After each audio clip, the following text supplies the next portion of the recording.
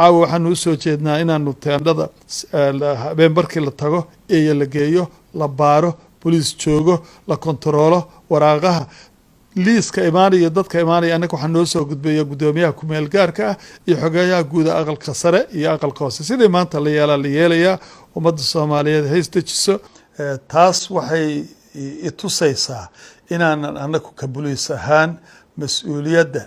amniga ee doorashada ee beryaalkaa lagu qabanayo aanaan damaanad qaadi karin oo aanaan sidii maanta aan u damaano qaadnay aanu iri diyaar baanu nahay aanaan diyaar u ahayn mas-uuliyiin baa gacanta ku haya in la qabanayo in kale annagu waxaanu leenahay taladeennuna waxa weeye in dib loo dhigo asbaabaha awgeed iyo amniga dartiis in dib loo dhigo muxuu ahaa doorashada habeen berri la qaban lahaa in dib loo dhigo taasaanu soo jeedinaynaa